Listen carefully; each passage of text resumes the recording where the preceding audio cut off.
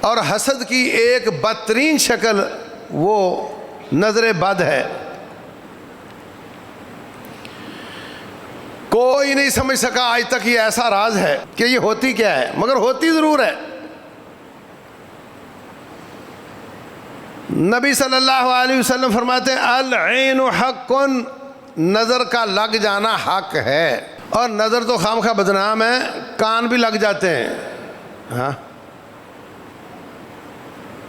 سماعت بھی لگ جاتی ہے، بصارت بھی لگ جاتی ہے۔ اگر کسی کی آواز خوبصورت سنے، بارک اللہ، اللہ تجھے برکت دے، نہ کہے تو اس کو نظر لگ جانی ہے، اس نے تو اس کو دیکھا بھی نہیں ہے، اس نے تو اس کو دیکھا بھی نہیں ہے۔ ہو سکتا ہے یہ نظر ہی نہ اس کو آتا ہو، وہی نبینا۔ کسی کی اچھی آواز سنی ہے، برکت کی دعا نہیں کی، اس کو نظر لگ سکتی ہے۔ تو میرے جی بھائی، اور رسول اللہ صلی اللہ علیہ وسلم فرماتے ہیں العین حق، نظر بد حق ہے۔ حق کا معنی یہ نہیں کہ اچھی ہے، حق کا معنی برحق ہے۔ نظر بد لگ جاتی ہے۔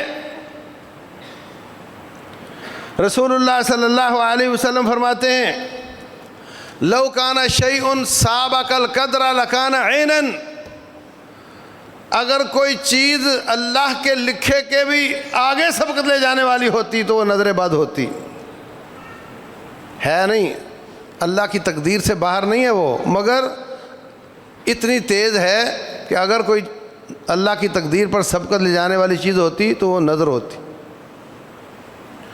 رسول اللہ صلی اللہ علیہ وسلم فرماتے ہیں اچھے بھلے اونٹ کو دیگ کی زینت بنا دینے والی چیز کا نام نظر بد ہے۔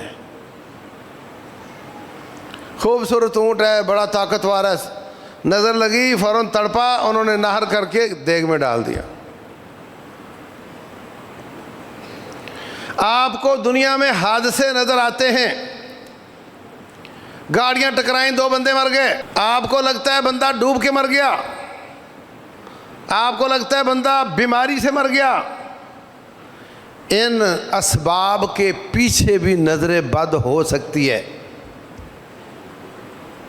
رسول اللہ صلی اللہ علیہ وسلم فرماتے ہیں، فرمایا میری امت کی موت کے اسباب میں سب سے بڑا سبب نظر بد ہے۔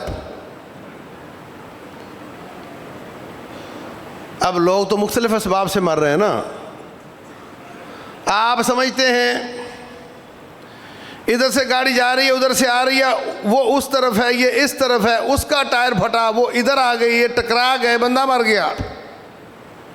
تو یہ بالکل قدرتی چیز ہے، ٹائر کسی کا بھی پھٹ سکتا ہے، مگر اس ٹائر کے پھٹنے کے پیچھے بھی نظر بد ہو سکتی ہے۔ ہو سکتا ہے اس کی گاڑی کو لگی ہو سکتا ہے آپ کو لگی ہو۔